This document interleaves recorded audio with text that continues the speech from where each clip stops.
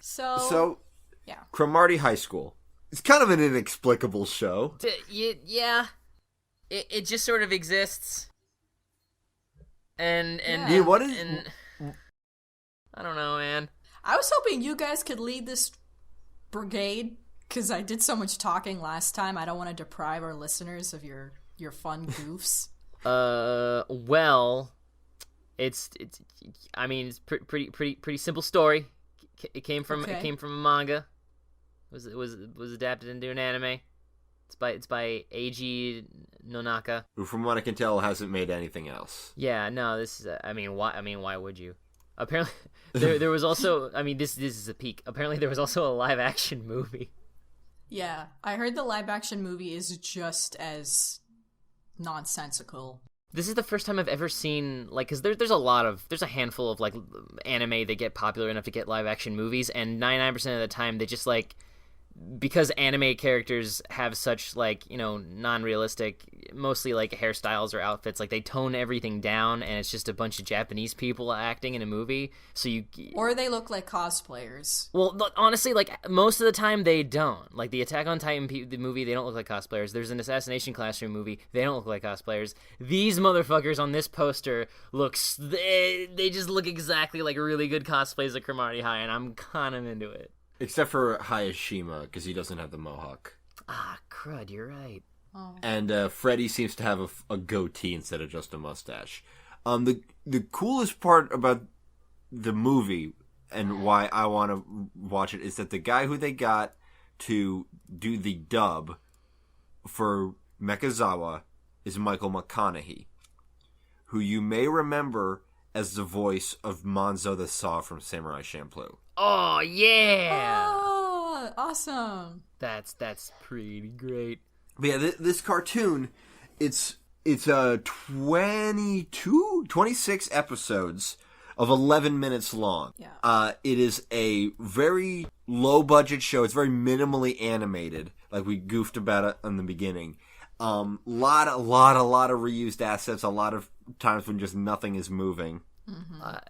A lot of times when it looks like a Flash cartoon, like there's times when like a guy in the background will be talking and they'll just like make him kind shrink. of bounce, and they'll just kind of like bounce the bust around, like it's completely static and they're just like strong bad. Oh, they'll have so much fun with those busts and just. Yeah, just those pasting them all over the place. Dramatic, like just going back like 12 times to the same dramatic close-ups as they say two words, and it's like it's to a singular effect. It all helps just the weird, awkward, deadpan, almost dialogue-driven comedy of just like anticlimaxes and non sequiturs, and just it's don't marathon it though. Do you know how to describe the humor of this show? It's Pythonic. A little, yeah. I really think it's Pythonic. It's like a low key. It's a lot more subdued though. In some respects, yes, but like, there's a lot of elements of Python humor that are on play here. The main thing is that it's a lot of build-up for no punchline every time. Yep. Every single time. And like I just said, like I've seen one or two episodes offhand, like here and there, and it's great. I slam jammed this in 48 hours. I thought I was gonna die. Yeah, me too. I was so emotionally and physically drained. Yeah, I'm like, my eyes were all crusted over, and I was just like, when will it end? The only reason I didn't manage to do it in a day was because I was just sort of like, all right, let me relax and kick back and get something out of my little bag of vices here and do things that your mom won't like me doing. And I was like, wait a second, I am unable to focus for 3 seconds on what is like I looked up at the screen and I was like, fuck, that was like the third episode I just watched. I don't remember what happened. Shit. I know. Dog. I can't watch anything if I'm on a bag of vices because I get unstuck from time and it's actually like super frustrating. Well, I mean, if I can focus on it, but also, like, I didn't want to. I want to, like, talk to people and be social on the internets and stuff, so I couldn't. Like, I had to focus on other shit. It was the dumbest. I was like, shit. So then I had to watch it the next day. And it was pretty rough, because I was only on episode, like, 10. So the show only lasted for about 6 months. It aired between October of 2003 and March of 2004. The anime started in 2001 and finished in 2016. And if you don't know... the manga? The manga, yes. My apologies. So the manga just finished? The manga finished in 2006. 2006, okay. 6, yeah.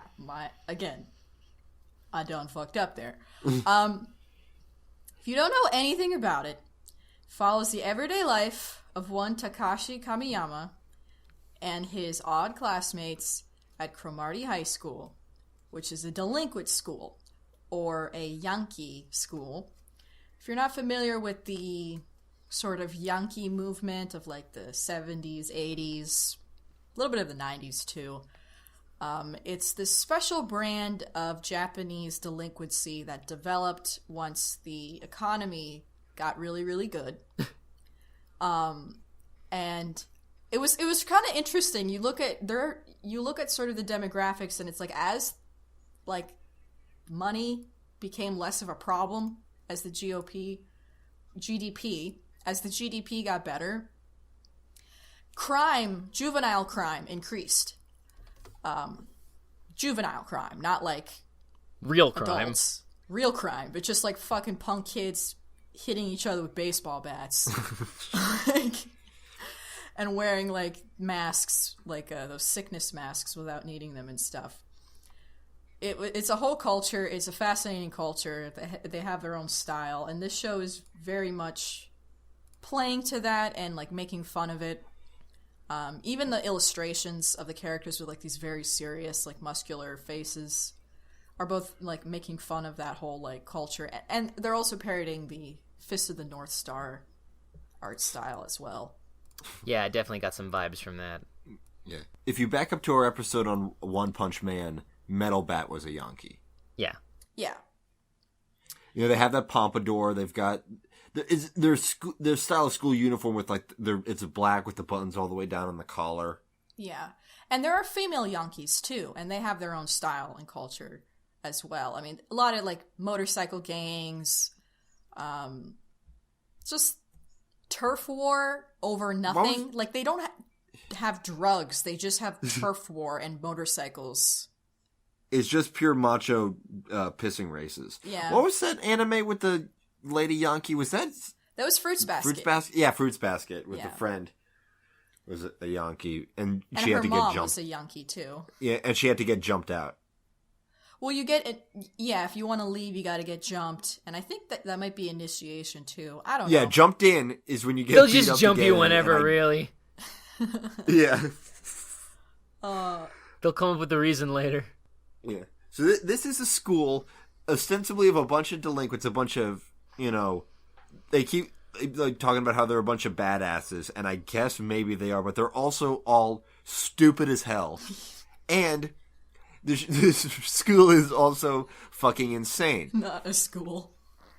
It's also not a school. Like it's just homeroom for 5 hours. I mean, that's yeah. That is all anime has ever taught me that Japanese school is.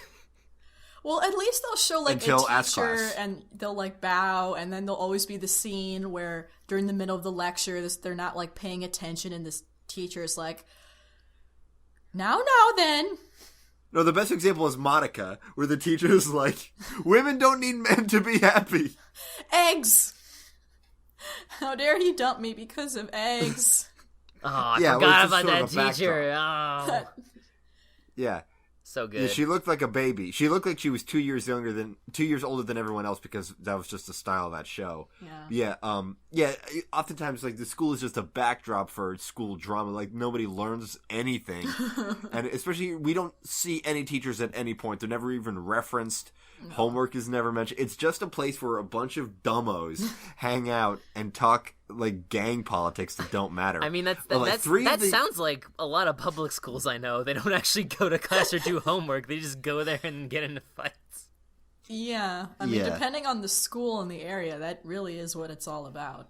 Apparently in manga they introduced a couple teachers, but they didn't have much of a role. Yeah. Now, so getting back to the crazy go nuts shit, 3 of the highest ranking people, they're like, I guess they're like underbosses, because like one guy is the boss of the first years, and these guys are just like other guys who everybody listens to or whatever. Everyone respects. Respects. Everyone's Aniki. Yeah. Going by Yankee. We've got a gorilla who nobody is sure if they're a student or not. He just hangs out. He's a gorilla. He just hangs out. He gets a job at a sushi restaurant later. He's just a gorilla. Apparently his name is Hiromi Go, or Go Hiromi, but he can't tell anyone that's his name because he's a gorilla and he can't talk. Yeah. There is another person who can't talk. A man, a person, maybe a full-grown man, who is the spitting image of latter-day Freddie Mercury, who is just known as Freddie. He never wears a shirt and has the suspenders and the mustache and the cool chest and a big black untamable horse. Whose name is Black He's Dragon. basically riding the horse from Shadow... Yeah, it's called Black Dragon. He's basically riding the horse from Shadow of the Colossus all the time. It's actually a reference, again, to Fist of the North Star, Rao's horse, Kokuo. I don't know. Yeah. And then, maybe my favorite character is Shinichi Mekazawa. Yeah! Who's a little can robot who nobody acknowledges, including him. Nobody seems to notice this dude is a robot, including Mekazawa himself. Yeah, like, and then like the 2 people that do know he's a robot, they can never bring themselves to break it to him because he's such a cool, nice guy.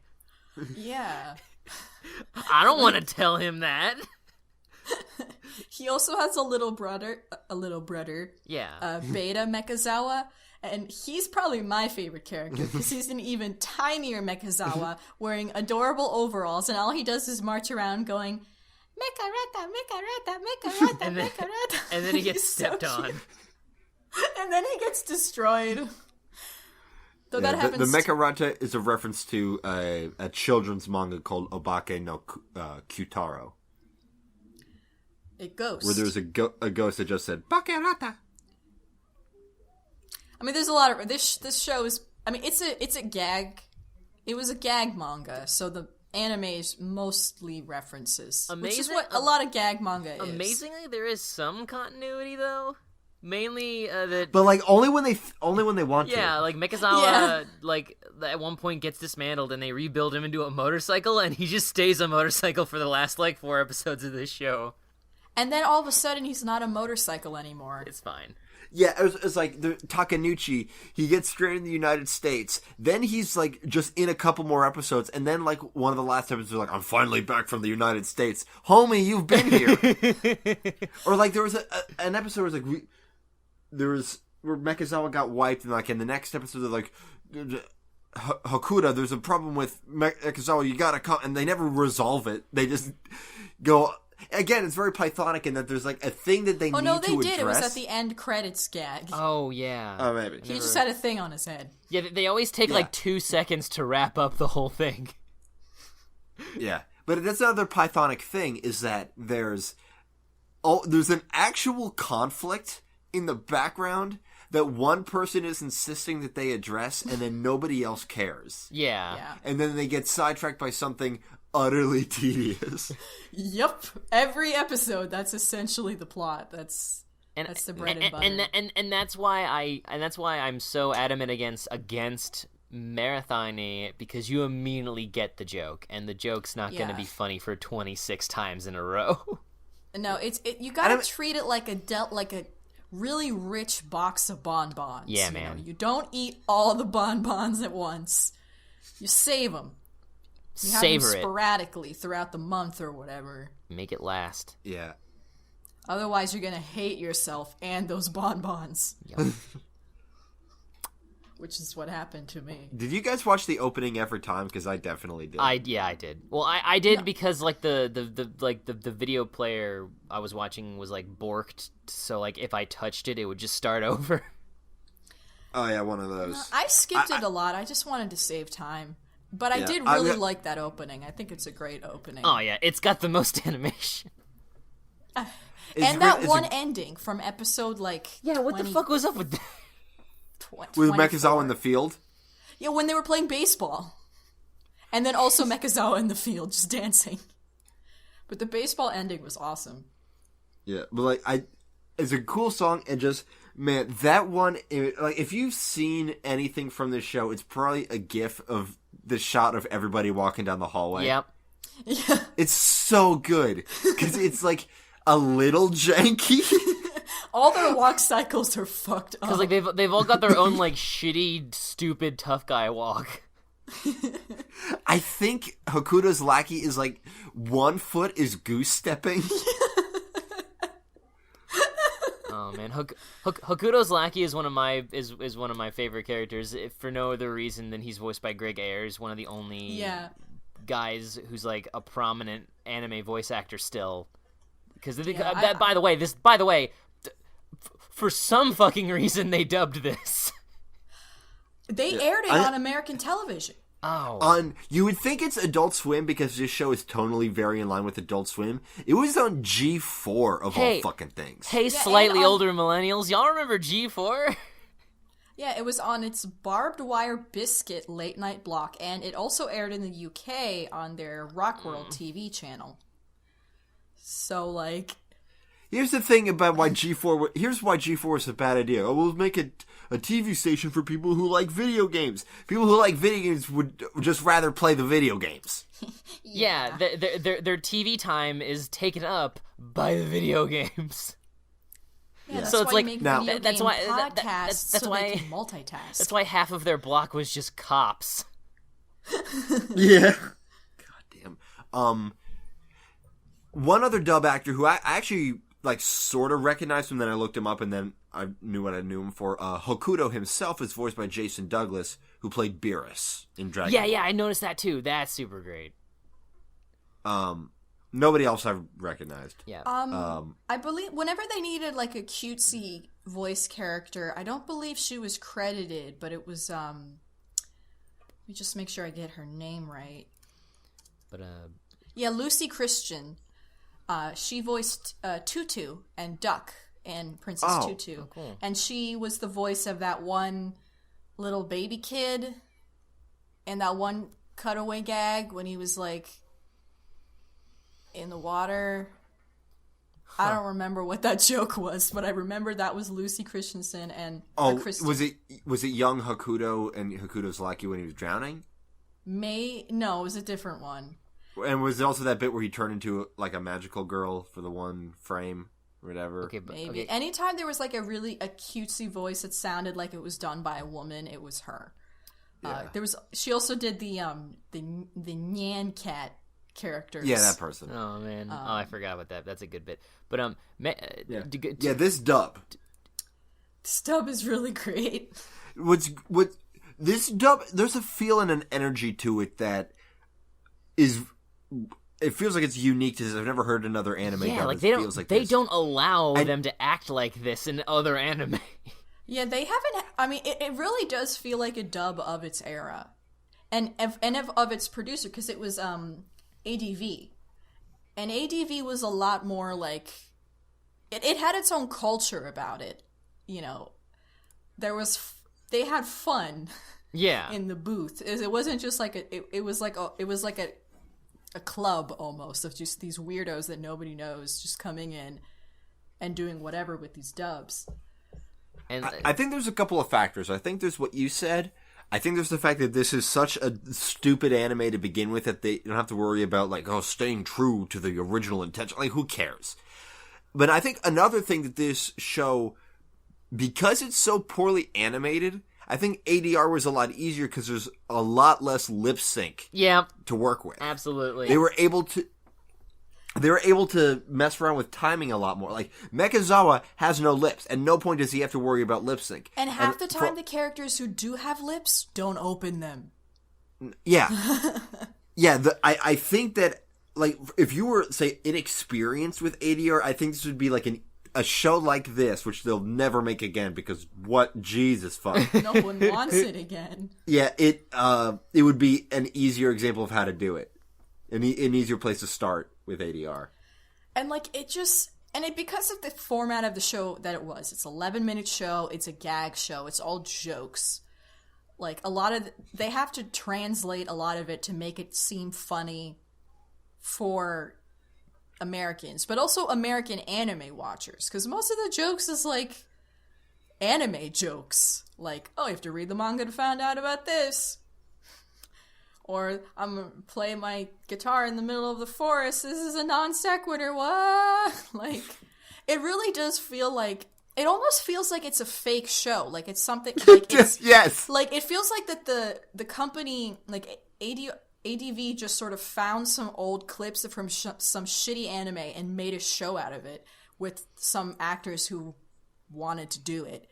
That's another thing. There's something about like the way this show is cut together. It gives me kind of a Kung Pao under the fist feel. Yeah. Where it's like this was. It feels like it was reconstructed from something that was real into something that's definitely not. Yeah. That's yes. Alternately, it feels like a fake goof show that you would put in a real show. Yes. Is it not? Everything about the show is inexplicable. But then they even have their own delightful. fake goof show in this goof show. Okay. That's probably my other favorite character is Puton. Not Puton. Yamaguchi. Yeah, Yamaguchi I love because he's me in high school and college, where I was a real comedy snob and dickhead. And like needing to analyze, which this part is sort of like, but needing to analyze, like, I don't like this, but why don't I like this? It's just like sitting down and watching this entire show that he hates because he's like, people find this funny. I need to understand why they find it funny. And like a person, and not just normos, like a funny person I respect finds this funny. Yeah. Like every bit with him was just like, it was all he cared about was like deconstructing comedy. That's me. That's all I care about. So while people were like needing him to do gang boss things, he was just like thinking about the best place to interject with a joke and whether or not it would cost him his reputation. Yeah, man, that Puton stuff, that like full on uncompromising anti-humor really, really worked for me. Yeah, I thought Puton was hilarious, actually. It was hilarious, but it's such an abstract... It's hilarious because it's not funny. And the best goof regarding Puton is like, oh, it's just the fuzzy costumes. People just like it because they love the fuzzy costumes. And then later, and now for the most popular part of the show where we get out of the costumes and just talk. Do you have anything you'd like to say? Not really. Like, I love the bit where it's like, I don't remember exactly how it went, but like, you know, the whole Puton bit is that his friend in the bunny costume asks him about something. Puton answers very dryly, without any interest. And then, at one point, the bunny guy's just like, I hate you, Puton! It was actually legitimately a funny joke. Oh.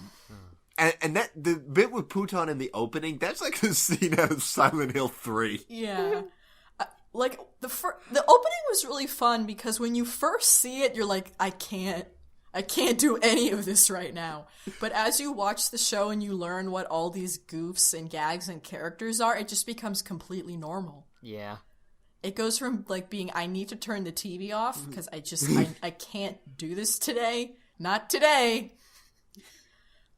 Then it's just like, oh, it's that one guy's mom. Now I know who that is. Yeah. A lot of, speaking of references, and speaking of Maeda's mom, a lot of people are wrestling references. Yeah, a lot of people. Akira Maeda is a wrestler.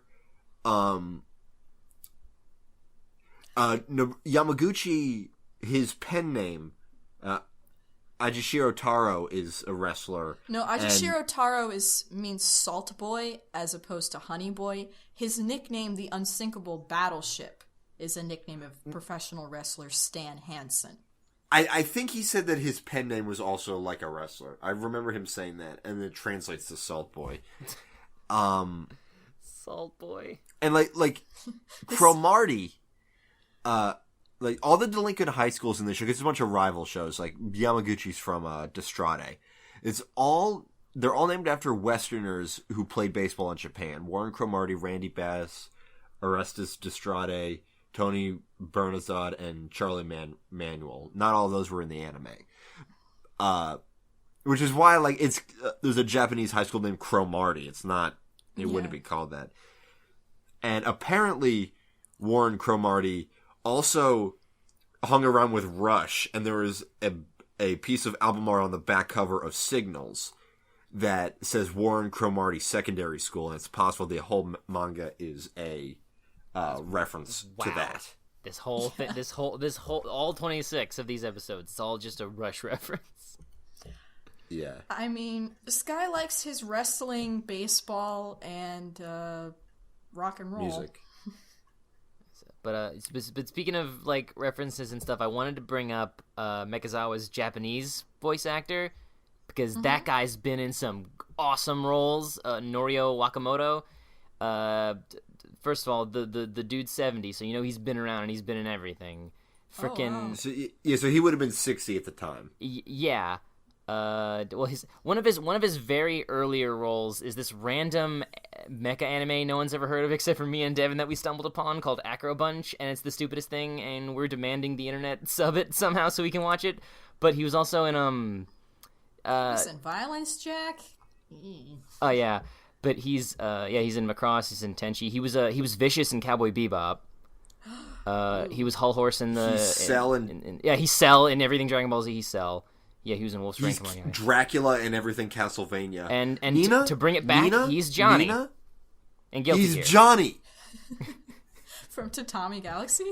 No, from Guilty Gear. No. Oh, from Guilty Gear. Yep, he's Johnny. Yay. Bringing it back. Bringing it home. That's awesome. Yeah, he was the shitty evil King Britannia and Code Geass. He's Gustav St. Germain, the newspaper guy in Bacchanal.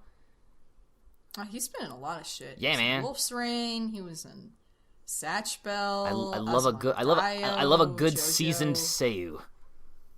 Me too. Those guys are all. And he looks like awesome. he's 40. I know. Like, That's a this man recent. is It's a supposed to be recent photo. 70 years old. You gotta be kidding me. Oh man, it's all that seaweed and ginger and green tea. They need to keep him alive in case they want to make a resurrection cell. Oh.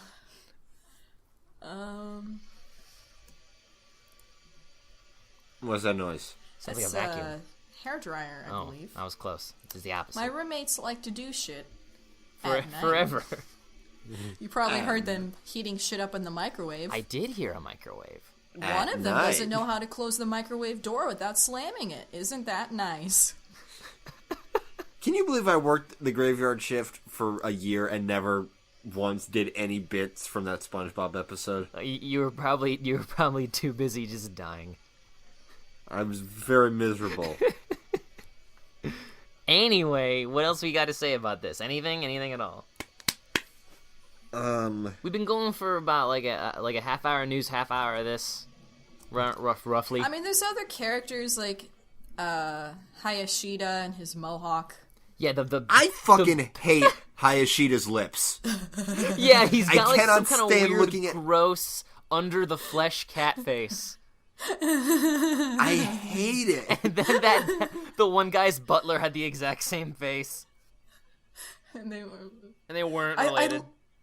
I love how the mohawk was the most animated thing in the whole show. I wished it was more animated. I want like 30 frames a second of animation on just his mohawk. It was like a horse's tail, just like wagging. There were some blowing scenes when it majestically. was, Tooch. And it would like bob up and down like an oddish. Yeah, like it was crazy. And then it turns out it's a wig. Yeah, it's a wig cat. Oh jeez. There's also Takanuchi, was pretty great. Which was Motion sickness boy. Oh, poor motion sickness boy. That's his whole bit. And This whole bit, every bit he has is the same, and it's still funny each time. It's so. and then platonic. he gets stuck on the like at the airport with the hijackers, but then like one of the hijackers just takes his identity and no one notices. Yeah, masked Takanouchi. Yeah, and then he comes back, so there's just 2 Takanouchis now. Yeah, his mask has the symbol for Bamboo, which is the first character in the name Takanouchi. So that's how he got away with that. Essentially, he had the letter T on his head. I'm like, oh, okay. And then I love how he's like in his 30s or 40s, and he's just going to this high school like, yeah. and trying to imbue wisdom on these terrible children and failing because they're all just awful. Oh. But not awful like as in criminals, because we never see them do any They don't sort do of any gangster crimes. things. The only thing they do is kidnap Maeda. No, the other kids kidnap Maeda Yeah. from the other schools that are way more competent than them. The only crime ever committed was like graffiti vandalization in big letters to leave them a note they would see. And then no one read it anyway because no one showed up. Ugh. Yeah, apparently in the manga, like the whole goof is like, if you want to know why I'm here, read the manga, which is like, okay. You know, this is before the show sold me, but it's because he wanted to make a difference at this school, so that's why he transferred here. Ah. Well, no, it's because he got in trouble because in his previous school, he was in a dominoes club. And apparently they were trying to break the record for number of dominoes. And he had the evil idea to glue down the very last domino. So when they finally stacked them all and tried to tip them over, the last one didn't fall. That's a great goof. So he was suspended. Yeah. My favorite goof about Takanouchi is that he's not a delinquent. He goes to Cromartie because it's the closest school to his house, so he doesn't have to ride a bus. And he keeps saying he's the strongest and he's like the boss of the first years, but we never see him do anything other than struggle not to barf.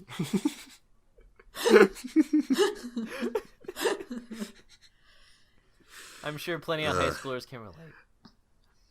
Oh, and then, like, again, So Python. All those goofs were like, they did this twice.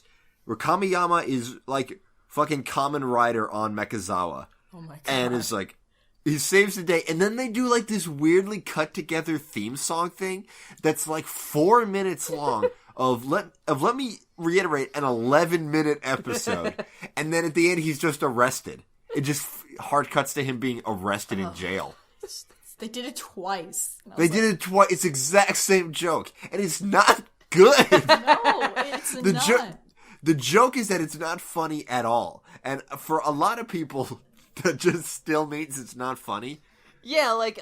so this is not a show for everybody. That kind of humor is the hardest sell, because you'll get some people that are like, I don't get it. And you explain, like, it's like it's funny because it's such an attempt to be funny and it's a failure. And then they'll go like, well, then it's not funny. And you go, I know, it's great. That's the point.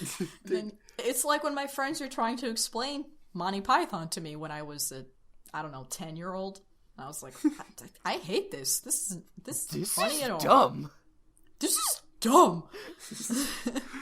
There's Hokuto, who is this kid who transferred in because he has like this plan that he's gonna like take over all the high schools in Japan because his dad's a chairman of the board. But he accidentally transfers to the wrong school because he's a dumbass and a weenie. But the best thing about him is his lackey, whose name we never learn, and that's sort of his running gag. It's kind of interesting, is like he gets... Apparently, like, in the manga, he becomes almost a main character. Like, he just gets thrown into a lot of stuff because he's just really accessible and likable. Like, oh, there's a fight going on in classroom D. I'm busy. No, we gotta take care of this. I'll go take care of it myself. 30 minutes later. Did you just fight 30 guys? Yes. No, listen to my name. And then they don't. Aliens. This is great. In the manga, because neither Hokuto's like he has no name and Maeda has no cool nickname, so they come up with nicknames for each other. Maeda gets the name Dragon of Razors, and Hokuto's lackey's nickname is, and this is legitimately fucking fire, the American Dream. American Dorimo. That is such a good name for a Japanese who like street punk. Like, Is the American dream. That's delectable. It's your new persona for when you launch your solo album, Nikki. It's not going to work because I'm American. The context is completely different context since I am American. Well, you're going to pretend to be a Japanese Yankee and call yourself the American dream. That is... There's I can like see the album 12 cover now. reasons that's a bad idea. Now, number one, no one will buy this terrible album because you can't make music, Nikki. Who else we got?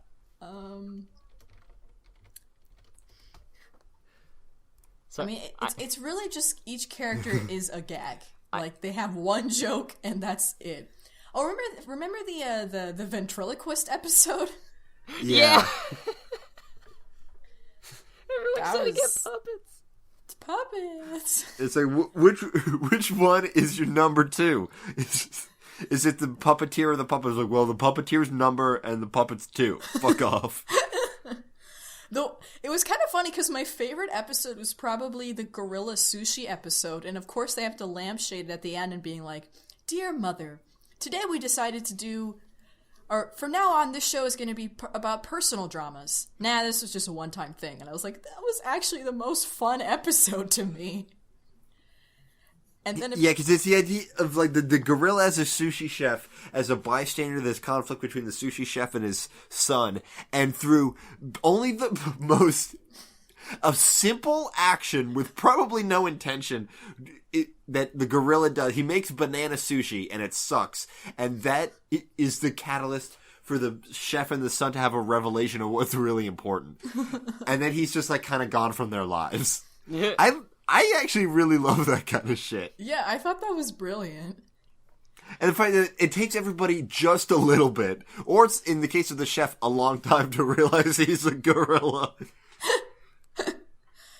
And then, the last episode, they parody themselves by basically there being a princess high school. Where they're all exactly the same, only they're wearing sailor fuku and they have wigs. And they're pretty princesses, apparently.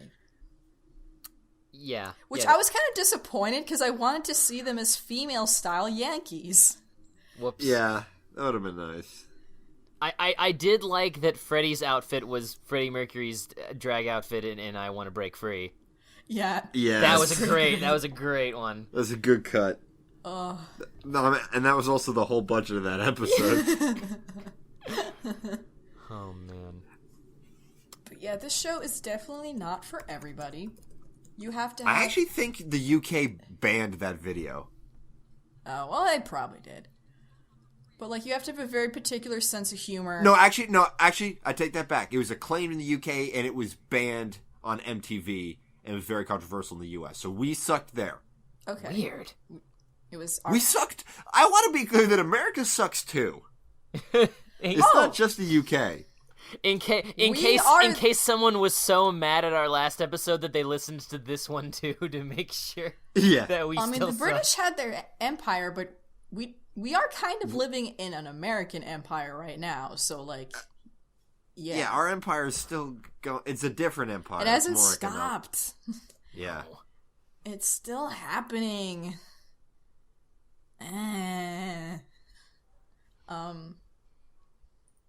What? Oh, the song. That fucking episode, I was gonna shoot myself in the head. Oh, the humming one? Yes. Radio Gaga was the name of the episode. It would have been better if the song they were trying to get to was Radio Gaga, no, because at least we would have something at the end. No, Radio Gaga was the one where we were introduced to Yamanouchi, my bad. It was called Cromartie High Co-Ed. All these titles are reference to stuff. Like, episode 2 is Blade Runner's High. Like, there's no Electric actual Warrior. substance to link anything to, so they have to just make random references when titling things. Talking Head.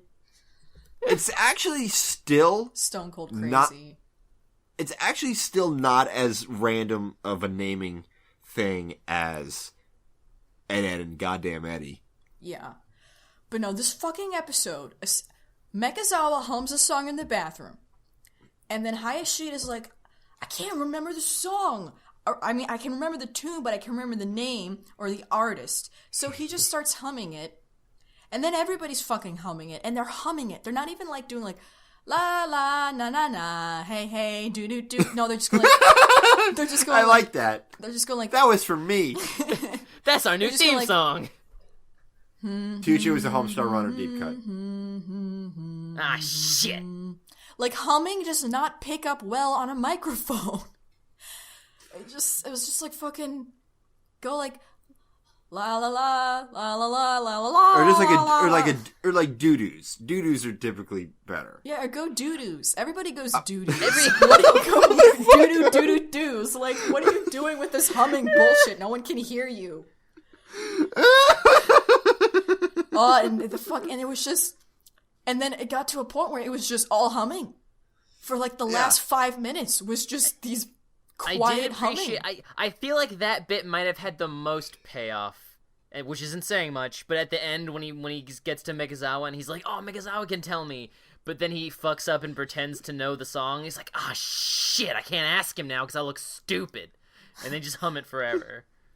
Apparently the song was Ningen Nante by Takuro Yoshida, who's the same guy who did the theme song. Ah, of course. It was on the tip of my tongue the whole time. The other closing that they used occasionally where like the guys doing the deep voice singing, I really liked that. Yeah, me too. Apparently Ningen Nante means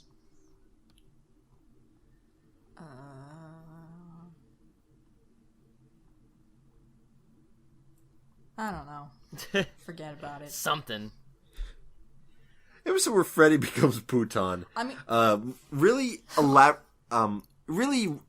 illuminate a lot of aspects of Freddy's personality, and that he's really an uncontrollable force of nature, who bends only to his own whims and is just completely. He does not operate on the same level as normal humans. No, nor the normal Freddie Mercury. Like the episode where they try to sick him on the high school, and they're like, "We should fucking beat people up for once," and they have we should use this huge dude.